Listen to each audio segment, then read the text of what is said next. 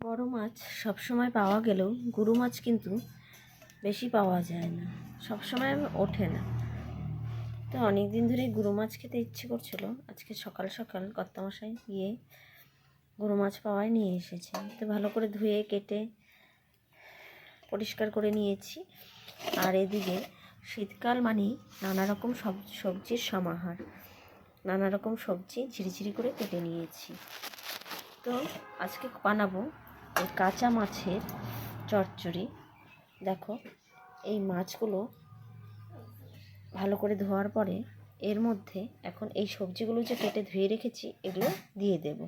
দেখো বন্ধুরা, মাছের উপরে সবগুলো সবজি দিয়ে দিয়েছি। আর এখানে একটু মশলা করে রেখেছি, এখানে আছে পেঁয়াজ আর লঙ্কা বাটা, সেটাও দিয়ে দিলাম। দিয়ে দিয়েছি পরিমাণ মতো হলুদ। এখন দেব লবণও দিয়ে দিয়েছি। এখন দেব কিছুটা পরিমাণ কাঁচা সর্ষের তেল, দিয়ে দেব কিছুটা কাঁচা পেঁয়াজ। এখন সবগুলোকে হাতের সাহায্যে ভালো করে চটকে মেখে নেব। তো বন্ধুরা, আমি এইভাবে চটকে ভালো করে মেখে নিয়েছি কাঁচা মাছগুলো সমেত সবজিগুলো। এখন কিছুক্ষণ রেখে দেব।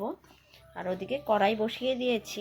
চলো দেখাই তোমাদেরকে কীভাবে রান্নাটা করব। এখানে দিয়ে দিয়েছি কড়াইয়ে তেল, একটু বেশি করেই সর্ষের তেল দিয়েছি, তার কারণ এই চচ্চড়িটাতে একটু তেল হলে বেশি ভালো লাগে খেতে। আর ঝালও দিয়েছি বেশি করে। তেল কিন্তু সুন্দর গরম হয়ে এসেছে। এখন দিয়ে দেবো দুটো শুকনো লঙ্কা। শুকনো লঙ্কাগুলো ভাজা হয়ে গেল।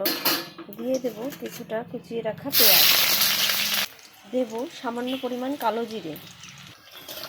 সবগুলোকে ভালো করে নেড়ে চেড়ে এখন ভেজে নেব লাল লাল করে।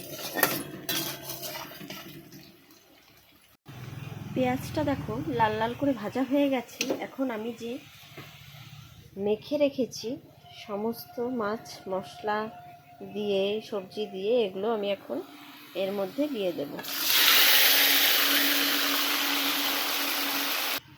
দিয়ে দিয়েছি সমস্ত সবজিগুলো। এখন সামান্য নাড়াচাড়া করে আমি ঢাকনা দিয়ে ঢেকে দেব। বন্ধুরা, এইভাবে একবার বানিয়ে খেয়েও। এই রান্নাটা বিশেষ করে আমার কাকিমা, আমার যে বড় কাকিমা আছেন, ভীষণই ভালো বানায় এই সবজিটা। আমার ভীষণই ভালো লাগে। গুঁড়ো মাছের চচ্চড়ি ভীষণই ভালো বানায়, তাই ওনার মতনই করার চেষ্টা করলাম। দেখা যাক কেমন হয়। তো এখন আমি ঢাকনা দিয়ে ঢেকে দেব, আর নাড়াচাড়া করব না। তো বন্ধুরা, আমি সুন্দর করে চাপা দিয়ে ঢাকনা দিয়ে দিয়েছি। এখন একবারে 15 মিনিট পরে খুলব। তো বন্ধুরা, বেশ খানিকক্ষণ পরে দেখো ঢাকনা তুলে দেখে নিলাম। দেখো কত জল ছেড়েছে।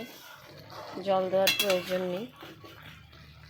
তো এতে আর কিছুই করতে হবে না। আবার ঢাকনা দিয়ে দেবো।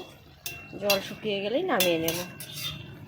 রান্নাটা সাধারণ হলেও খেতে কিন্তু খুবই সুস্বাদু হয়। এইভাবে তোমরা বাড়িতে বানিয়ে খেও। আর কার কার এভাবে গুঁড়ো মাছ খেতে ভালো লাগে বা কে কে খাও, কমেন্টের মাধ্যমে জানিয়েছে। ভিডিওটা ভালো লাগলে লাইক কমেন্ট শেয়ার করো।